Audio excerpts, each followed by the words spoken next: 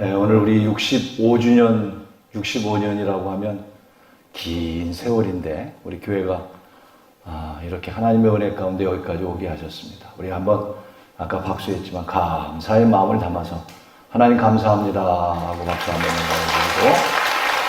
보내드리고, 또 65년이 지난 오늘 이 자리에 여러분이 있다는 것, 또 감사한 마음을 담아서 옆 사람에게 인사합시다. 감사합니다.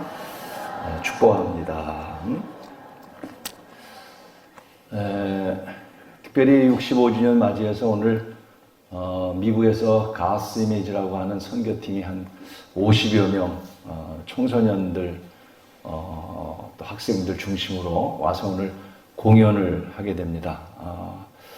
지금 뭐 한국 방방곡곡 오늘도 끝나면 연무대 수천 명 모이는 군부대 방문해서 공연을 하고, 또 곳곳에서 지금 공연을 하고, 오늘도 청라 지역에서도 우리 교회 이 공연에 오겠다고 하는 분들도 있고, 사실 유명한 팀인데 다른 사람들은 아는 사람은 아는데 모르는 사람은 여러분들만 모르고 있는데 오늘 초대해서 오셨어요. 그래서 오늘 2부 예배 마치신 분들 가운데 가능하시면 오늘 11시 예배 때도 잠깐 선을 보일 거고요. 1시 반에 정확하게 시작해서 또 연무대까지 가야 하기 때문에 시간이 없습니다. 그래서 1시 반 정확하게 시작해서 한 50분 정도 하고 즉시 출발해 갈 겁니다. 오늘 여러분 2부 예배 드린 거로 끝나지 말고 같이 여러분들도 3부 또 오후 1시 반 예배에 오셔서 같이 격려하고, 오늘 특별히 65주년을 맞이해서 어떤 주제를 가지고 예배를 드릴까 하다가 따라 하십시다. 다음 세대 신앙 전수. 정말 중요한 것은 다음 세대다, 이런 생각을 갖고 65년 된 우리 교회가 다음 세대를 위해서 좋은 신앙의 전수를 해야겠다는 그런 마음을 갖고 오늘 예배를 드립니다. 그러면서 오늘 제목을 데살로니가 교회처럼이라는 제목으로 말씀을 드리려고 합니다. 데살로니가 교회는 사도 바울이 두 번째로 세운 교회입니다. 유럽의 첫 지경이 지금 나라로 말하면 그리스입니다. 그리스. 터키서부터는 아시아로 우리가 일반적으로 얘기를 하죠. 그리고 터키에 붙어 있는 그리스부터는 유럽으로 시작이 되어지는 겁니다. 그 그리스 지역에 먼저 세운 교회가 북쪽 지역의 빌립보 교회입니다. 빌립보. 처음 세운 교회, 빌립보 교회. 감옥 안에 들어가서 바울과 실라가 찬송 부를 때 옥문이 열린 교회, 빌립보 교회. 간수가 어떻게 구원을 얻습니까? 그때 유명한 말을 바울이 하죠. 어떤 말씀 하시죠? 주 예수를 믿으라. 그리하면 너와 내 집이 구원을 얻. 여러분이 암송하고 있는 게 바로 빌립보 교회에서 바울이 간수에게 했던 말입니다. 그 사건 후에 빌립보에서 복음을 전하는데 너무 핍박이 심하니까 자리를 옮겨갑니다. 옮겨간 것이 어디냐면 데살로니가라고 하는 지역이에요. 데살로니가. 오늘 여기 성경에 나오는 데살로니가. 빌립보에서 데살로니가까지는 약 160km. 여기서부터 대전 정도 되는 거리. 이 데살로니가 지역에 와서 이제 바울이 복음을 전하게 됩니다. 3주 동안에 성경을 가르치고 모여있는 무리들에게 하나님 말씀을 3주 동안 가르쳤는데 3주 동안에 많은 사람들이 회개하고 하나님께로 돌아오는 거예요. 거기는 귀족 출신 부인들도 있었고 헬라인들도 있었고 다양한 사람들이 데살로니가 지역에 바울의 설교를 듣고 회개하고 돌아오니까 자연히 뭐가 생기겠어요? 오늘 우리 교회가 생긴 것처럼 교회가 생긴 거죠. 그게 데살로니가 교회인 것입니다. 데살로니가 지역에서도 바울이 복음을 전하면서 교회가 생기고 믿는 자들이 생기니까 또 핍박이 있게 되죠. 그래서 바울은 데살로니가에서 남쪽으로 한참 내려와서 고린도라고 하는 이 지역에 또 교회를 세우게 됩니다. 고린도 지역에 와서 시간이 흐르고 난 다음에 소식을 들어요. 무슨 소식을 듣냐면 전에 세웠던 데살로니가 교회에 대한 소식을 들어요. 소식을 들어보니까 데살로니가 교인들이 나쁜 소식이 아니라 좋은 소식이 바울에게 들리는 거예요.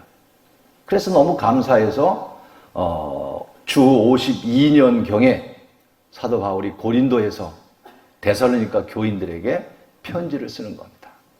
감사하다. 너를 생각하고, 오늘 말씀에도 그런 말씀이 있죠. 2절 말씀에 보면 우리가 너희 모두로 말미암아 항상 하나님께 감사하며 기도할 때마다 너희들을 기억하는데, 3절의 유명한 말씀이잖아요. 기도하면서 너를 데살로니가 교인들을 기억할 때마다 감사한 마음이 드는데 너희들 안에 믿음의 역사가 일어나고 너희들 안에 사랑의 수고가 있고 소망의 인내를 가졌으니 참 감사하다. 그런 데살로니가 교회를 향해서 칭찬하면서 감사의 글을 올리고 있는 것이 오늘 본문의 말씀인 것입니다. 오늘 우리 교회가 65년, 참 오래된 교회죠. 교회가 65년.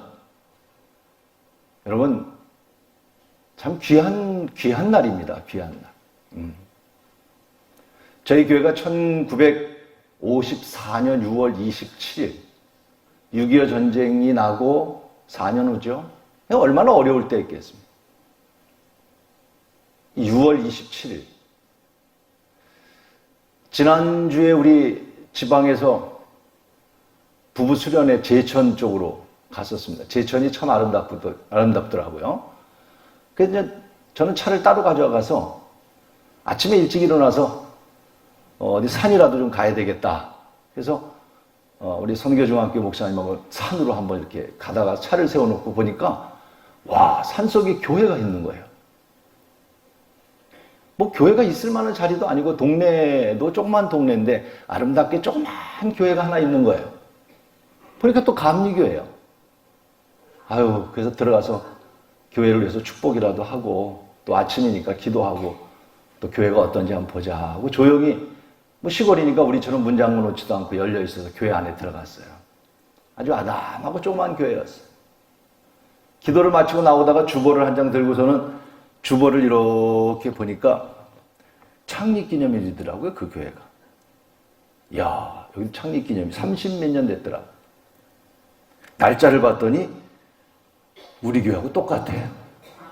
6월 27일. 이야, 하나님이 창립 감사헌금을 신현교회에다 드리지 말고 여기다 드리려나 보다 생각이 들어서 주머니를 열어서 거기서 헌금을 했더니 광 목사님도 이렇게 보더니 우리하고 연도가 똑같네. 그랬더니 광 목사님도 같이 그 교회에다가 헌금을 하고 저희들이 나왔습니다.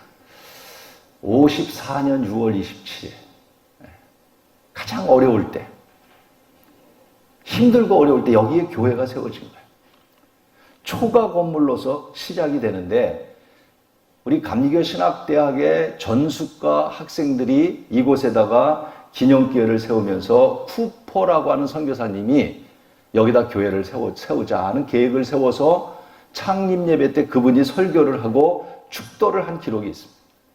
우리 교회는 연희동에 있는 연희교회가 지금은 가깝지만 옛날은 멀게 느꼈잖아요. 그러니까 연희동에 교회가 하나 있었는데 그 교회의 속회 모임, 우리로 말하면 목장 모임이 신현동에 있었던 거예요. 그 목장 모임이 근거가 돼서 여기다도 교회를 하나 세우자 해서 보니까 연희교회 소속인 김영록 장로님이 이 속회를 헌신적으로 인도하면서 우리 신현교회가 여기에 시작이 된 거예요. 제가 한번 우리 신현교회의 그 역사를 좀 한번 사진으로 이렇게 봤습니다. 교회를 보니까 크게 한 오늘 이 교회가 오기까지 한 두세 번 정도의 과정 속에서 교회가 오게 된 것 같습니다. 제일 첫 번째 교회 모습이 이런 모습이, 한번 볼까요? 교회 모습이 이런 모습이었어요. 여기 신현동은 아시죠? 저도 인천 출신이지만 이 신현동은 웬만한 사람 가지 않는 동네입니다. 개 건너라고 그래가지고 비 오는 날 여기 왔다 나오지를 못해요. 그리고 여기는 뭐 차도 별로 없었고 그래서 뭐 시내에서 그 당시에 이 신현동이라는 지역이 얼마나 생각해보자. 얼마나 연약한 지역이었겠어요. 근데 하나님의 교회가 65년 전에 세워졌다 그러니까 아까 박수 칠 때하고 마음이 좀 다르지 않아요? 참 감사한 일. 이렇게 가정집에서 시작한 교회가 두 번째 이런 모습으로 바뀝니다. 이제 조금 교회 형태를 갖추고 또 종탑도 세우고 그러면서 이제 세 번째 교회를 짓게 됩니다. 제가 전까지는 못 봤는데 요때 모습은 지나가다가 제가 옛날에 한번 본 적이 있어요. 그때 옛날에 지나가면서 이 교회를 본 적이 있어요. 그때는 이 교회가 아니고 그 다음 교회 건물 요거를 연결시켜서 교회를 진 것 같아요. 그게 요 모습이었었어요. 그때 제가 이 옆을 정말이에요. 지나간 적이 있었어요. 그러면서 그 당시에는 이 정도 사이즈 교회는 큰 교회였었어요. 다 조그만 교회였어요. 지나가면서 언젠간 나도 저 교회 담임 목사가 될 거다 라고 생각은 안 했지만 큰 교회구나 하면서 지나가 본 적이 있는 교회예요. 그리고 이제 이 교회를 헐고 지금의 교회 이렇게 우뚝 섰죠. 우리 한번 박수로 하나님께 한번 영광을 드립시다. 이렇게 65년이 지났단 말이에요. 내가 박수 소리는 똑같지만 박수의 내용을 보니까 아까 칠 때는 건성 치다가 얘기를 듣고 나니까 치는 여러분의 모습이 달라졌어요. 참 감사한 날이에요. 이 양 사진을 봤으니까 우리 초창기의 교회 그 역사적인 사진들을 제가 초창기의 모습들을 한번 몇 장을 골라봤습니다. 첫 번째 사진이 우리 연익교회 창립한 연익교회 교우들. 그 당시 이제 창립하면 그 연익교회에서 와서 돕고 목장들이겠죠. 두 번째 사진은 이 문성찬 전도사님 때 개척 당시에 교인들의 모습이에요. 또 한 장 넘겨볼까요? 또 학생들의 모습. 그때는 학생 때 교회 다닌다는 게 뭐 교회가 연회당이라고 그러기도 하고 그랬지만 학교 가서 교회 가서 여학생도 보고 교회 가서 찬송가도 배우고 또 풍금도 치고 그런 추억이 아마 여러분 기억날 겁니다. 주일학교 아이들 모습 볼까요? 그 당시에 이게 주일학교 아이들이 야외 예배도 가고 그랬던 모습들, 또 어른들이 갔던 야외 예배 모습. 그 다음에 신현교회 최초의 성가대 어떤 모습이에요? 저게 성가대. 성가대 모습이에요. 여기에 혹시 자기 얼굴이 있는 사람 있어요? 없죠, 아직? 아직은 안 나왔을 거예요. 드디어 이제 여기 있는 분들 가운데 오늘 제가 50년 우리 교회를 출석한 분에게 오늘 기념패를 좀 드리고 좀 이렇게 부상을 좀 드리려고 하는데 50년을 한 교회 다닌다는 거 어려워요? 그 쉬운 거 아니에요. 이사도 안 가고 지독한 사람들입니다.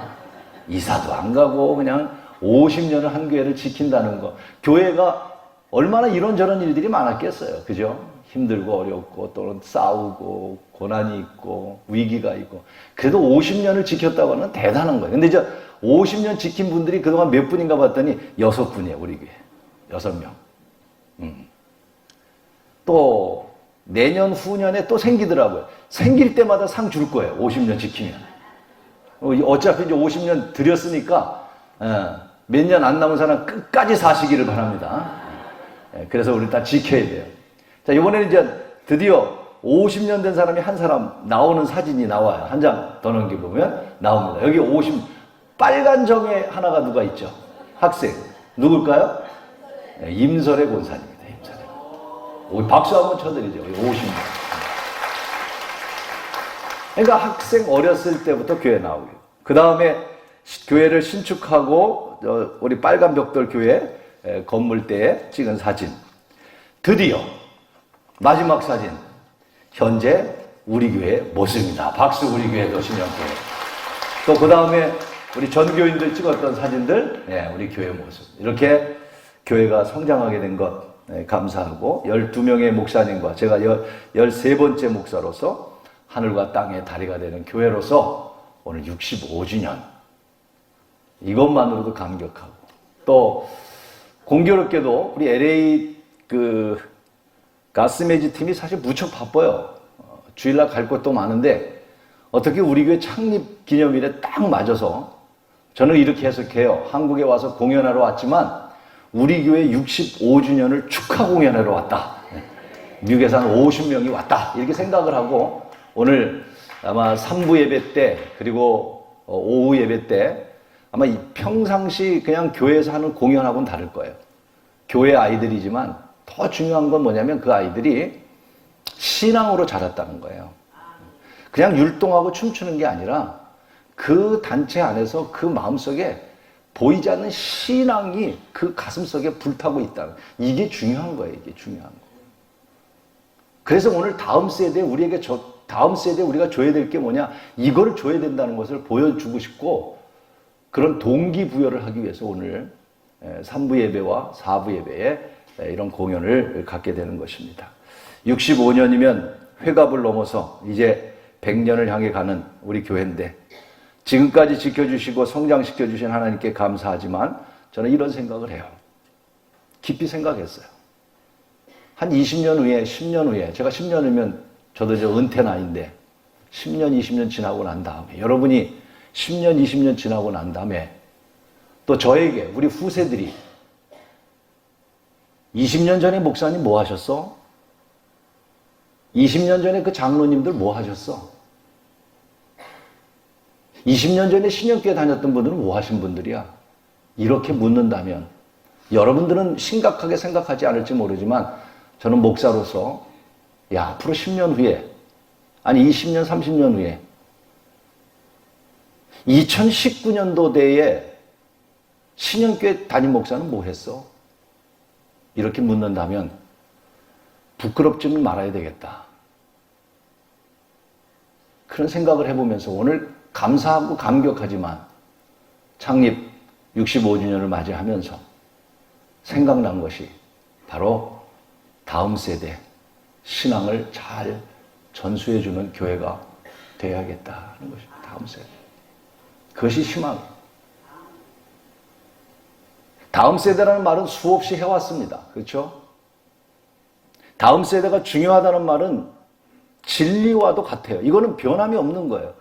역사적으로도 다음 세대가 희망이 없다면 그 나라에 희망이 있습니까? 우리나라가 지금 가장 걱정하고 염려하는 게 뭡니까? 다음 세대에 희망이 없다고 하는 얘기입니다, 여러분. 아무리 어려워도, 가난해도, 힘들어도 다음 세대에 희망만 있다면 뭐가 절망하겠어요? 여러분 가정으로 생각해 보시자고요. 가정 안에서 여러분 후세대들이 희망이 있다고 하면 기쁨이 있지만 여러분 후세에 희망이 없다면 비극 아닙니까? 비극이죠, 비극.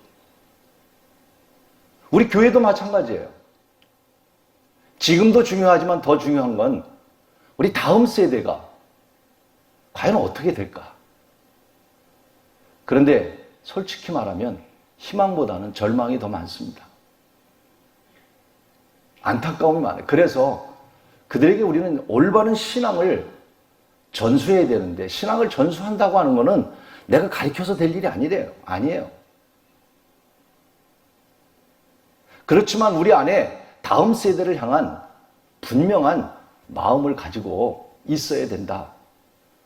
오늘 여러분들만이라도 우리 다음 세대를 향해서 나라와 민족을 위해서는 둘째라도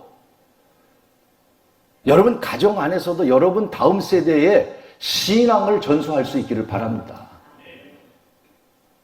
그리고 우리 교회 안에서도 특별히 오늘 65주년을 맞이하면서 다음 세대를 향한 우리 신앙의 전수자들로서 우리 먼저 된 저희들이 데살로니가 교회처럼 어떤 신앙을 가져야 될지 잠깐 칭찬받았던 데살로니가 교회를 생각해 보려고 합니다. 제일 첫째로 6절에 보니까 또 너희는 많은 환난 가운데 환난이 있었어요. 그런데 그 환난 가운데서 성령의 기쁨으로 따라하세요. 말씀을 받아.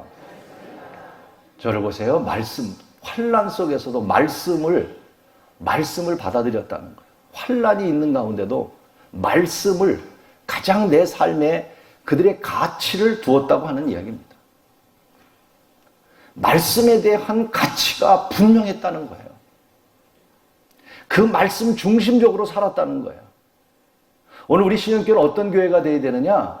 말씀이 앞서는 교회가 되어야 되는 거예요.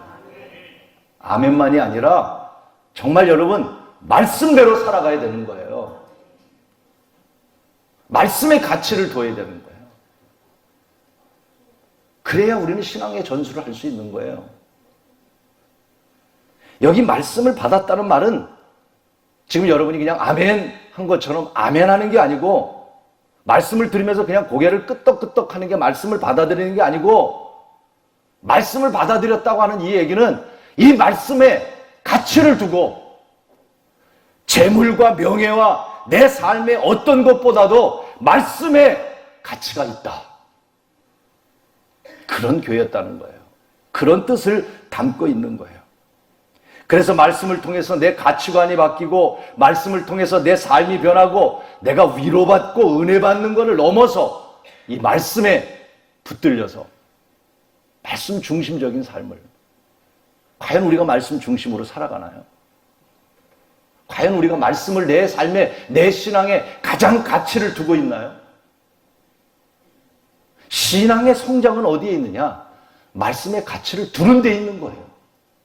정말에 65년 됐다고 믿음이 자라는 게 아니에요. 말씀에 뿌리가 없으면, 여러분, 뿌리 없는 나무는 열매가 없어요. 뿌리 없는 나무는 언젠간 넘어져요. 지금은 서 있는 것 같지만 태풍이 불어보세요. 넘어가요. 말씀에 뿌리를 내려야 되는 것처럼 오늘 우리는 신앙에 말씀의 가치를 두는 그런 삶이 되어야 됩니다. 고넬료라고 하는 사람이 하나님 보시기에 참 기뻐했다. 그리고 그 기도와 구제를 내가 들었다. 이렇게 말씀하죠. 그 고넬료가 욥바의 베드로를 청하게 되잖아요. 왜 베드로를 부른지 아세요? 그 멀리 있는 베드로를 고넬료가 왜 불렀느냐? 다른 거 아니었어요.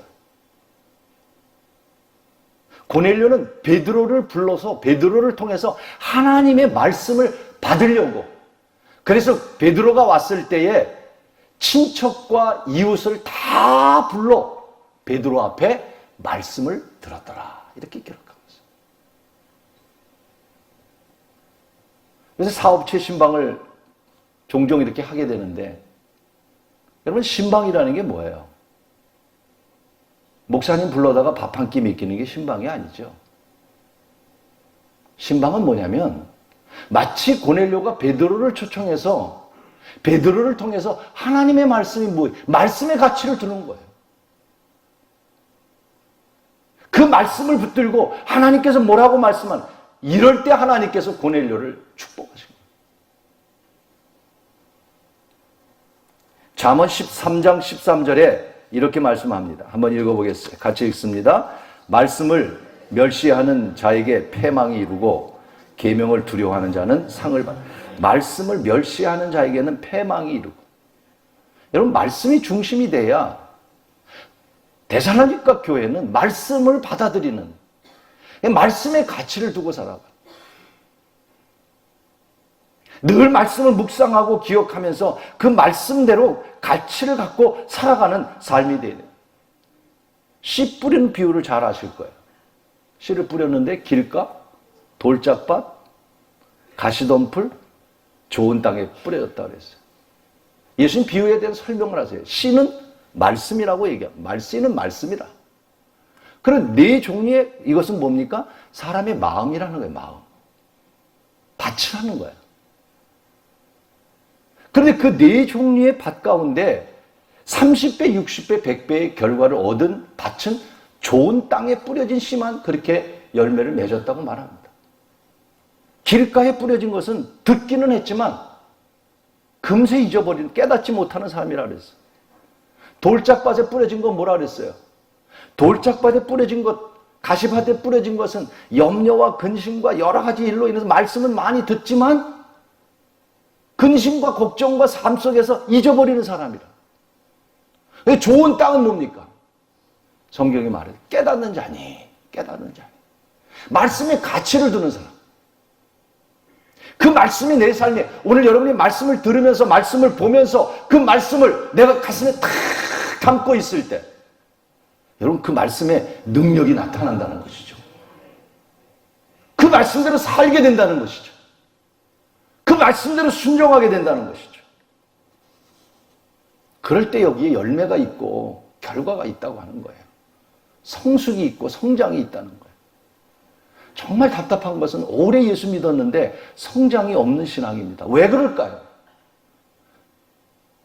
공장에 다녀서 기술을 배워도 오래 다니면 기술이 느는데 왜 교회를 오래 다녀도 성장하지 못할까요? 성숙하지 못할까요? 여러분 우리 마음에 하나님의 말씀이 없기 때문에 다시 오늘 우리는 신앙의 전수를 위해서 하나님의 말씀이 우리 안에 충만해야 될 줄로 믿습니다. 데살로니가전서 2장 13절에 뭐라고 말씀하냐면 이러므로 우리가 하나님께 끊임없이 감사함은 너희가 우리에게 들은 바, 그 다음서부터 읽어보세요. 하나님의 말씀을 받을 때에 사람의 말로 받지 아니하고 하나님의 말씀으로 받. 여러분 데살로니가 교인들은 바울이 설교를 할 때에 사람의 말로 듣지 않고 그 말을 하나님의 말씀으로 듣는 그런 교회가 데살로니가 교회였다는 거예요. 하나님의 말씀으로 들려. 오늘도 여러분이 하나님의 말씀으로 들려지길 때에 오늘 신앙의 변화가 일어나고 그 말씀의 능력이 나타나게 될 줄로 믿습니다. 말씀으로 교육해야 되는 거예요. 우리 자녀들 신앙 전수를 위해서는 다른 거 없어요. 하나님 말씀이 자녀들 가슴속에 새겨져야 되는 거예요.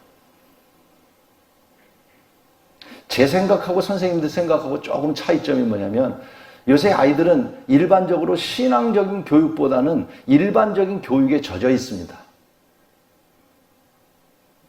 예를 든다면 토요일날 우리 유치부도 뭐 나쁘다는 뜻이 아니라 차이가 있고 그런 일들 속에도 생각해야 되는 게 있다는 거죠. 유치부 같은 경우도 어제 아주 즐거웠어요. 저도 행복했고 아이들과 같이 색종이를 잘라가지고 그냥 그 룸 안에 모두가 색종이로 깔려 있었어요.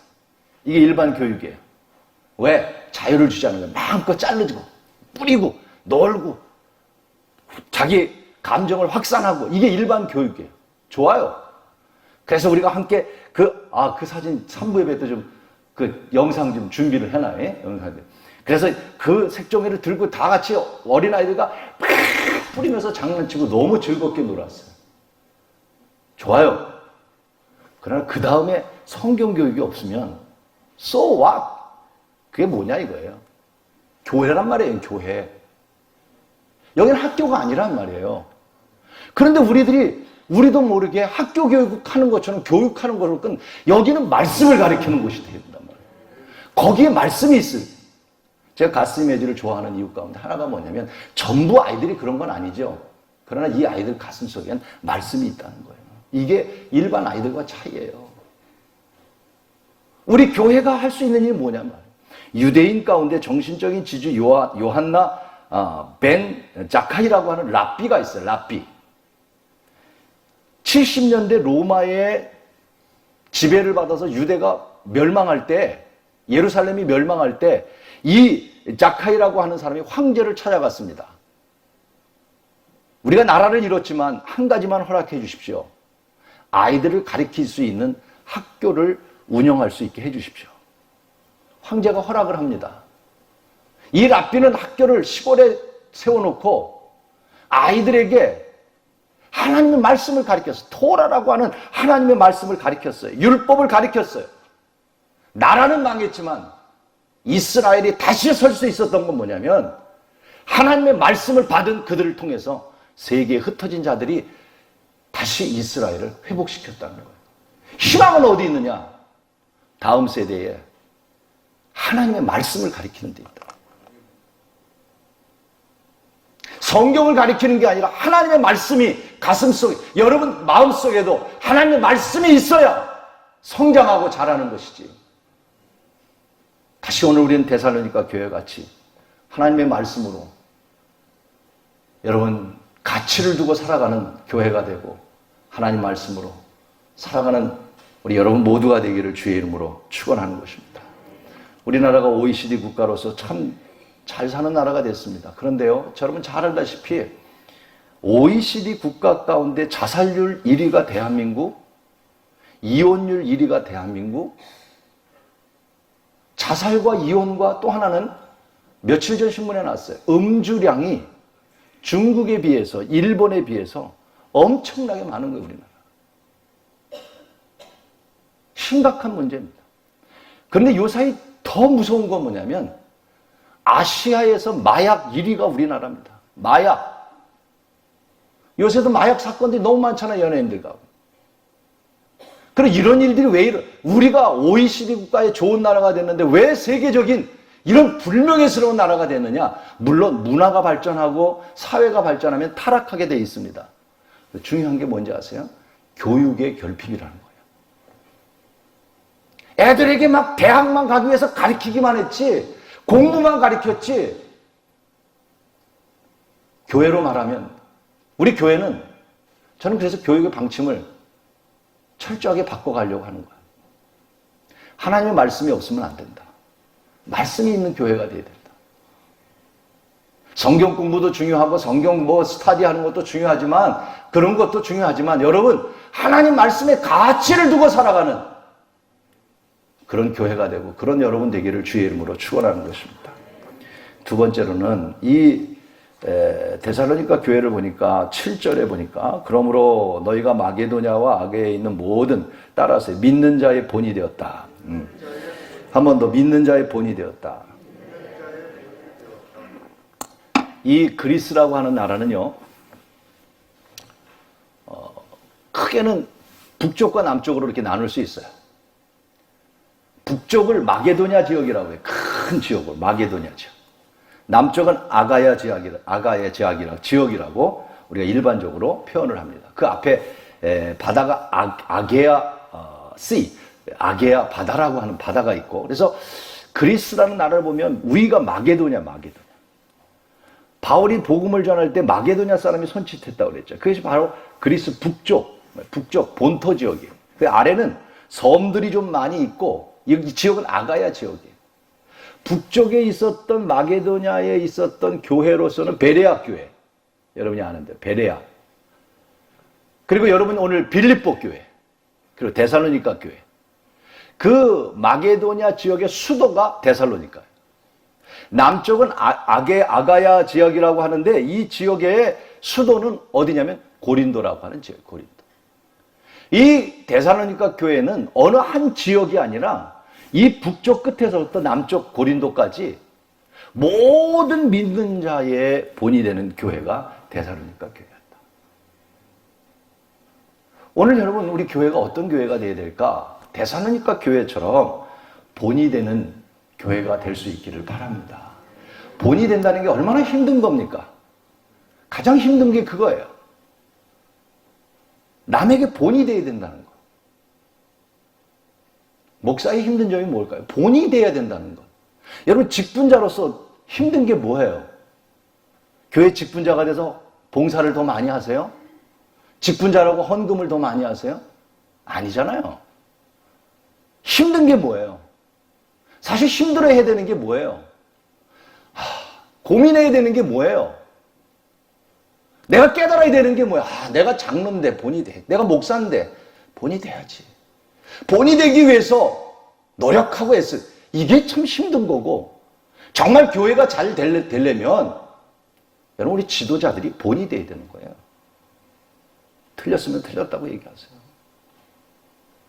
교회가 이 지역사회에 무엇으로 여러분 알릴 수 있습니까? 다른 거 없어요. 데살로니가 교회처럼 본이 되는 교회가 돼야 돼요. 자녀 양육에 있어서 여러분 중요한 게 뭡니까? 여러분이 자녀를 열심히 가르치는 게 중요하다고 생각하세요? 제가 성경을 한번 같이 읽어볼까요? 디모데전서 3장 3절로 5절에 교회 지도자들에게 이렇게 말합니다. 같이 한번 읽어보겠습니다. 디모데 3장 3절, 술을 즐기지 아니하며 구타하지 아니하며 오직 관용하며 다투지 아니하며 돈을 사랑하지 아니하며, 그 다음 4절, 자기 집을 잘 다스려 자녀들로 모든 공손함으로 복종하게 하는 자라야 할지며, 사람이 자기 집을 다스릴 줄 알지 못하면서 어찌 하나님의 교회를 돌보느냐. 굉장히 저는 충격적인 얘기라고 생각합니다. 교회 안에서 지도자들은 또 교회는 세상과 달라야 된다는 거죠. 그러면서 말씀합니다. 자기 집을 잘 다스려 자녀들로 하여금 신앙생활도 하지 못하게 하면서 어떻게 교회에서 지도자가 될 수 있느냐? 가정의 본이 되지 않고 어떻게 지도자가 될 수 있느냐? 그러니까 힘든 게 뭡니까? 본이 된다는 거예요. 부모로서 자녀의 본이 되는 게 얼마나 힘든 일입니까? 우리 말로 자녀들에게 이래라 저래라 해서 되는 일이 아니라는 말입니다. 자녀들은 다 보고 있어요. 여러분 신앙생활하는 걸 다 보고 있어요. 다 듣고 있어요. 저는 느껴요. 왜 자녀들이 신앙생활 안 하는지. 여러분 가정에 돌아가서 말 조심해야 돼요. 잘하다가 어쩌다 한번 목사님 한번 욕했는데 애가 들었어요. 그 다음부터는 목사님을 바라보는 눈이 다른 거예요. 그것이 평생 가는 거예요. 교회를 싫어하고 신앙을 버리게 되는 거예요. 우리가 본이 된다는 것이 가장 힘들고 어려운 일입니다. 디모데라는 사람이 있어요. 바울이 낳은 신앙의 아들이라고 표현해요. 근데 그 디모데가 이렇게 훌륭한 신앙, 저도 디모데를 참 좋아합니다. 어쩌면 바울보다도 디모데가 더 좋아요. 디모데는 말 그대로 우리 일할 때 일하는 사람은 뭐라 그래요? 디모데라고 그러나? 디모를 디모데라고 그러는 거예요. 비슷하잖아요. 이 디모데는 데모예요, 항상. 늘 바울이 하는 일을 도와주고 옆에서 그저 바울을 협력하고. 데모야, 데모. 그래서 이름이 데모데야. 그래서 전 참 바울보다도 데모데가 훨씬 좋아요. 근데 디모데가 그런 인물이 될 수 있었던 이유는 성경이 분명하게 말합니다. 외할머니 로이스와 어머니 유니게가 본이 돼요. 외할머니 로이스와 어머니 유니게가 본이 돼요.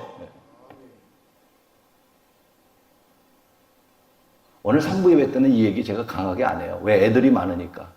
그러면 아이들이 들으면서 그럼 우리 엄마 좀 본이 돼야지. 이럴까봐 제가 3부 예배 때는 얘기 안 해요. 그러나 오늘 자녀들이 없기 때문에 얘기하는 거예요. 솔직히 얘기하는 거예요. 본이 되세요. 본이 안 되고 자녀가 잘 되길 바라지 마세요. 신앙생활 잘하길 바라지 마세요. 정말. 내가 먼저 교회 생활 잘하고 난 다음에 아이들에게 교회 생활 하자. 아이들 따라옵니다. 말은 안 해도 속으로 이럽니다. 아빠나 잘하셔. 엄마나 잘하셔.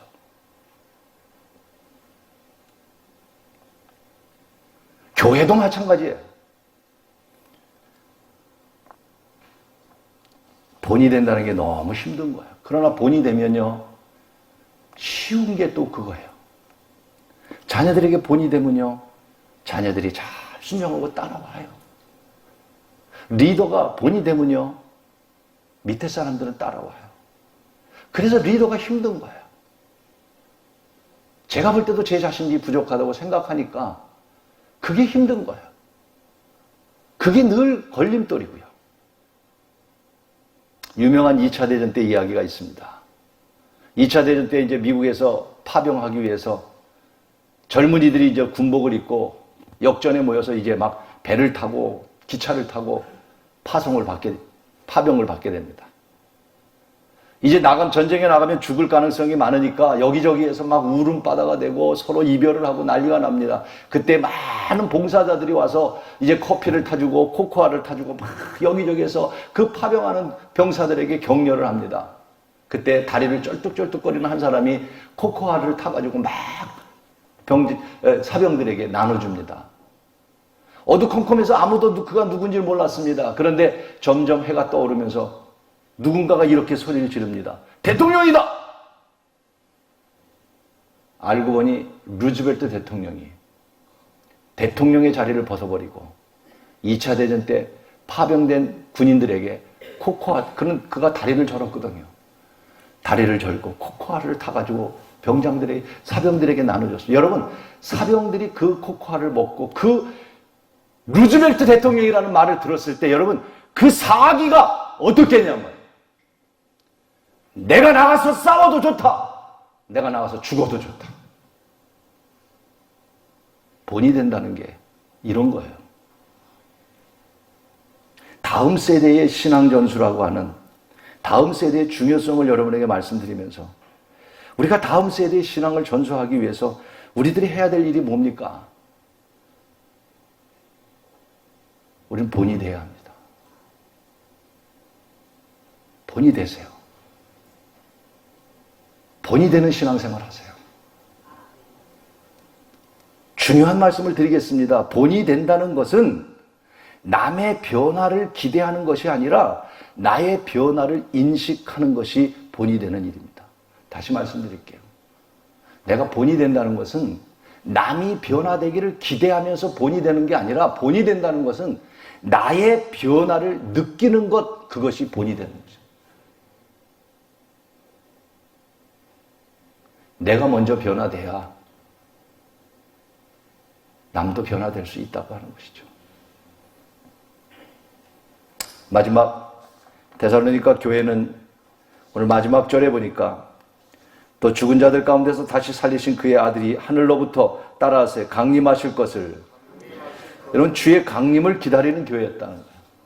데살로니가 교회는 그 데살로니가 교인들의 신앙 가운데는 주님의 강림을 기다리는 교회. 그리고 이 예수님이 다시 오신다고 하는 그 신앙을 가진 사람은요, 열정이 생겨요. 예수님이 다시 오신다고 하는 것을 가진 사람은 죄에서 떠난 삶을 살게 되는 거예요. 그래서 이 재림의 신앙이 오늘 마지막 때 우리가 굉장히, 물론 재림의 신앙에 문제가 있습니다. 데살로니가 교회도 마찬가지였어요. 그들이 재림의 신앙을 갖다 보니까 어떤 일이 생겼느냐? 예수님이 오실 것이라는 말 때문에 게으르고 일하지 않는 사람이 있었던 거예요. 그래서 그들을 향해서 뭐라고 책망을 했냐면 이렇게 말씀해요. 데살로니가 후서 3장 10절 같이 한번 읽어볼까요? 시작. 우리가 너희와 함께 있을 때에도 너희에게 명하기를 누구든지 일하기 싫거든. 이게 무슨 말이냐면 데살로니가 교인들은 재림의 신앙을 가졌어요. 그러니까 일을 안 하는 거예요. 주님의 재림이 가까우니까 일할 필요 없어. 재림이 가까우니까. 그러니까 바울이 말하는 거예요. 일하기 싫거든 먹지도 마. 재림의 신앙은 좋은 것이지만 재림의 신앙이 문제가 될 수 있다는 거죠. 한국도 마찬가지죠. 오늘 한국 교회가 재림에 대한 이야기를 하면 다 부정적인 생각을 많이 가져요. 몇 가지 이유가 있어요. 그 몇 가지 이유 가운데 뭐냐면 극단적인 재림론자들 때문에 그래요. 재림의 신앙이 가진 사람들이 다 잘못된 일들이 많거든요. 그러니까 기성교인들도 재림에 대한 이야기만 하면 우리하고는 별로 관계없는 얘기고 그거는 아주 수준 낮은 사람들. 아니요! 예수님 마지막 남긴 것은 재림밖에 없어요. 솔직히 내일 주님 오신다면 여러분 준비돼 있어요? 우리가 준비돼 있어요? 신앙의 핵심은 재림입니다. 재림. 기독교는 종말 신앙으로 무장해야 됩니다. 마지막 때가 분명히 옵니다. 이 세상이 전부가 아닙니다. 주님은 다시 오십니다. 하지만 도리어 우리는 종말의 신앙을 믿으면서도 종말의 신앙으로 무장하지 못하고 있는 우리들. 베드로전서 4장 7절에 이렇게 말씀하셨어요. 만물의 마지막 때가 가까웠으니 그러므로 너희는 정신을 차리고 주의 음성으로 들리시길 바랍니다. 정신 차리시길 바라요. 정신 차리시길 바라요. 아무도 때를 모른다는 거예요. 우리는 마지막 재림의 신앙을 가져야 됩니다. 말씀 하나 하고 말씀 마치겠습니다. 어느 아주 신앙 좋은 권사님이 병원에 가서 진단을 했더니 암 말기래요. 식구들이 자기한테 얘기를 안 해줬는데 우연찮게 식구들이 얘기하는 걸 들었어요. 너무 실망이 됐지만 신앙이 있는 분이기 때문에 이젠 수술도 필요 없다. 내가 정리하마. 다 정돈합니다. 인생을 한번 돌아봅니다. 아프면 그런 일이 생겨요. 내가 잘못한 사람이 누구 있나? 또 내가 용서받을 사람이 누군가? 전화로, 편지로, 메일로 연락을 하고 자기 주변을 잘 정돈합니다. 왠지 마음에 평안이 찾아옵니다. 그동안 모았던 적금도 다 깨서 선교사를 위해서 선교 헌금도 드리고, 권사님이 선교헌금도 하고 다 인생을 정리를 다 했어. 이제는 하나님 부르시면 가겠다는 마음으로 편안하게 준비를 하고, 그리고 병원에 가서 검사를 했어요. 오진이래요. 당황하기도 했지만 얼마나 감사한지. 와, 참 너무 감사하다. 교회를 돌아왔습니다. 목사님이 웃으면서, 권사님, 선교헌금 많이 했는데 아깝지 않아요? 오진이 암이 안 걸렸다는 말 없었으면 헌금 안 했을 거 아니에요? 그죠? 그러니까 목사님 물은 거 아깝지 않으세요? 권사님이 빙그레 웃으면서 이렇게 말씀하셨대요. 아니요. 나는 지난 몇 달처럼 내 인생을 이렇게 진지하게 살아본 적이 없었어요. 내 인생을 이렇게 진지하게 살아본 적이 없었어요. 나는 앞으로도 내 인생 진실하게 내가 살 거예요. 여러분, 종말의 신앙이 이거예요. 마치 죽음이 내 앞에 오면 내 인생을 잘 정돈하고 선하게 하나님의 뜻을 이루면서 살려고 하는 것처럼 종말의 신앙은 이래서 필요한 거예요. 그런데 오늘 우리의 삶은 종말의 신앙을 갖고 있지 않는 사람처럼 살아가고 있어요. 내게는 병이 올 것이라고 생각하지도 않고, 내게는 죽음이 아직도 멀었다고 생각하고, 그저 내 인생만 충실하면 된다고 생각하고 살아갈 때가 있어요. 아무도 몰라요. 오늘 우리는 다시 약속하신 주님의 약속을 믿고 주님의 재림을 기대하면서 종말의 신앙으로 살아가는 여러분과 교회가 되기를 간절히 축원합니다. 데살로니가 교회가 칭찬만 받진 않았습니다. 문제도 있었습니다. 교회는 완전하지 않습니다. 사람은 완전하지 않습니다. 더구나 마귀는 교회를 파괴하려고 우는 사자와 같이 교회를 두드리고 있습니다. 이단들도 교회를 두드리고 있어요. 요새 이 주변에 하나님의 교회가 토요일만 되면 사거리 온통에 학생들까지 동원해서, 그런데 우리 교인들에게 걱정이 돼요. 혹시 현혹되지 않을까? 여러분, 현혹되지 않기를 바랍니다. 전도한다고 다 그들이 크리스찬이 아니에요. 이단은 어떻게 해서라도 교회를 깨트리려고 하는 거예요. 믿는 자들을. 그뿐인가요? 그뿐이 아닙니다. 심지어는 정치인들도, 방송인들도 교회의 잘못된 점을 지적해서 어떻게 해서라도 교회를 파괴하려고 하는 아주 나쁜 생각을 가진 소수의 방송인들도 있습니다. 전 인정해요. 교회가 잘못된 거 많아요. 목사가 잘못된 거 많아요.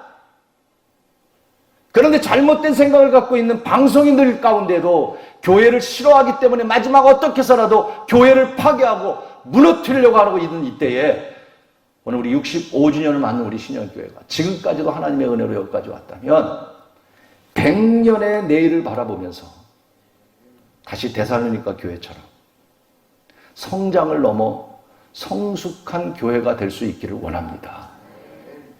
성숙한 교회가 되기를 원한다면 오늘 결론입니다. 성숙한 교회가 되기를 원한다면 여러분이 성숙하시기를 바랍니다. 기도하겠습니다.